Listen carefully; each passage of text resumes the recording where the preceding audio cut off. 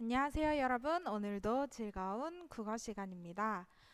오늘 드디어 한 학기 한 권 읽기 마지막 시간입니다. 여러분들이 이전까지 책을 다 읽어 주셨다고 생각을 할 거고요. 그래서 오늘은 독서 감상문을 쓸 거예요. 만약에 다 못 읽은 친구들이 있으면 짬 내서 이번 주말 안에 다 읽고 독서 감상문 쓰는 것까지 해서 학교로 들고 오시면 됩니다. 이거 제출해야 하는 겁니다. 자, 독서 감상문을 써야 하는데 여러분들이 어떻게 써야 할지 막막해 하는 친구들이 많을 거예요. 그리고 독서 기록장을 잘 쓰고 있는데 내가 지금 이렇게 쓰는 게 맞나? 조금 더 잘 쓰려면 어떻게 해야 되지? 하고 궁금해하는 친구들이 많을 것 같아서 이번 시간은 독서 감상문을 어떻게 쓰는지에 대해서 이야기를 해보고자 합니다.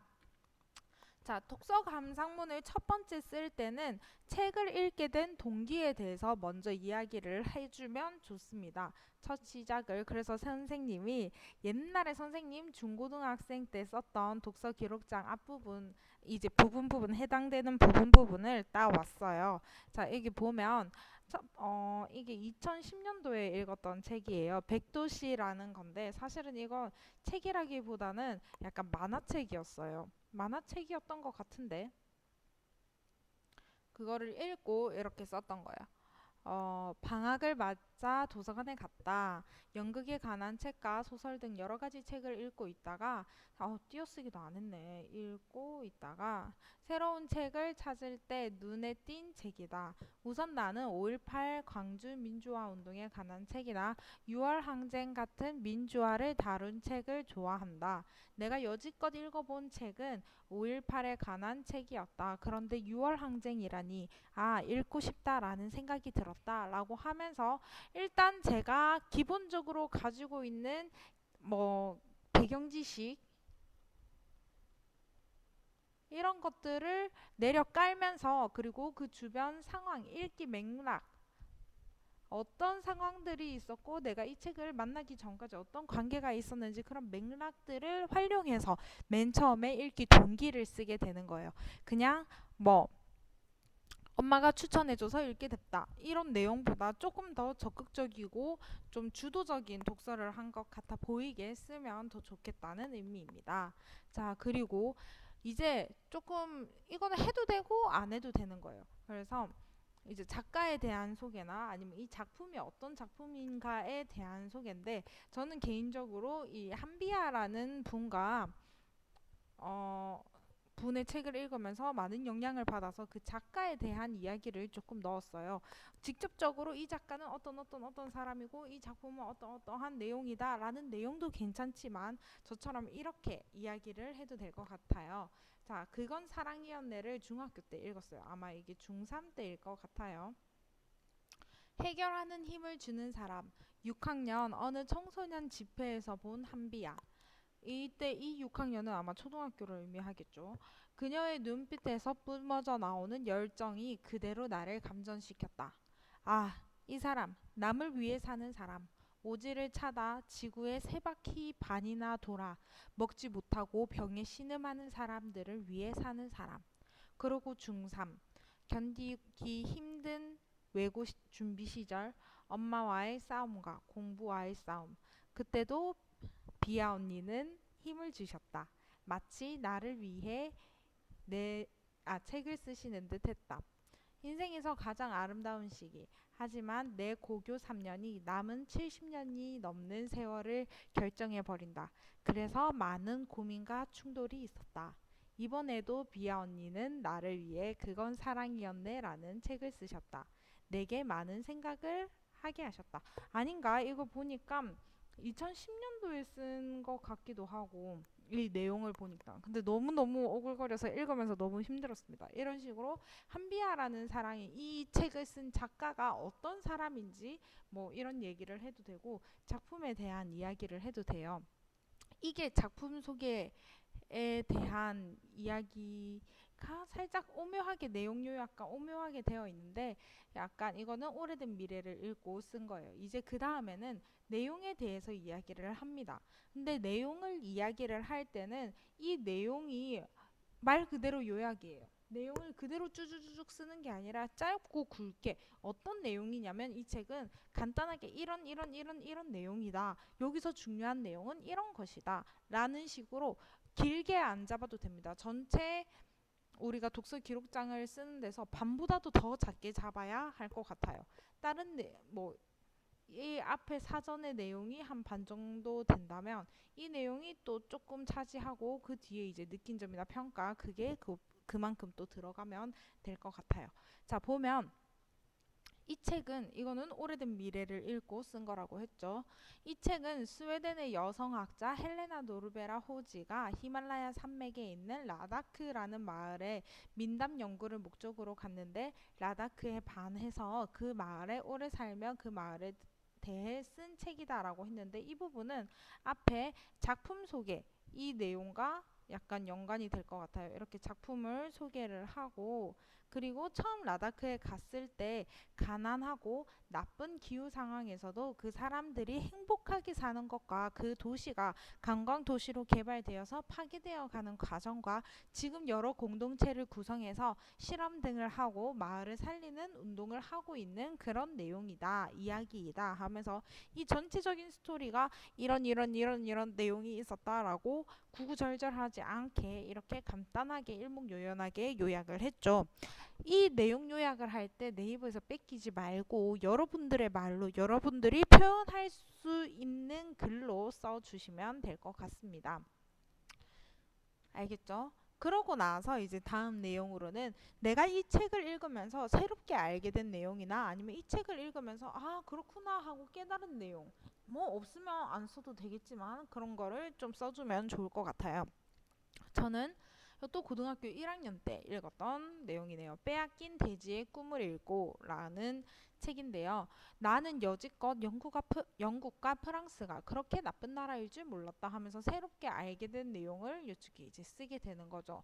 우리나라 사람들은 40년 동안 일본의 식민지로 있어서 일본을 싫어하고 증오하고 이런 걸 몰라주는 일본에 대해 억울해했는데 아프리카도 그랬다. 아프리카뿐만 아니라 다른 남반구의 모든 나라가 그랬다. 그 나라들은 3세기가 지나도록 영국과 프랑스 등 유럽의 식민지이면서 얼마나 그 강대국들을 그들은 가혹하게 대했는지 모른다. 알프레도 메트로라는 사람은 아슈비츠 수용소가 없었더라면 그들의 잔혹함을 비유해서 설명할 것이 없어 그 잔혹함을 말할 수 없을 것이라고 말했다. 라고 하면서 내가 새롭게 알게 된 내용을 여기서 이야기를 하게 됩니다. 그쵸? 근데 하기 전에 어떤 내용을 했어? 나의 삶과 연관을 시켰어. 그치? 이 새롭게 알게 된 내용이 왜 내한테 크게 왔는지. 왜냐면 나는 이런 내용을 알고 있기 때문에 하면서 나의 삶과 나의 배경 지식과 함께 연관을 시켜서 글을 썼습니다. 이렇게 하면 조금 더 풍부한 내용이 만들어지겠지요. 네. 그러고 이 책에 대해서 나는 어떻게 평가하는지에 대해서도 쓰면 참 좋을 것 같아요. 그러면서 저는 여러분들도 완득이 재미있게 읽으셨을 것 같은데 저도 중학생 때 완득이를 읽고 썼던 내용입니다. 참, 이 책은 버스 정류장에서 읽다가 너무 재밌어서 나도 모르게 안 되는 줄 알면서 슬쩍 가방에 넣어왔다.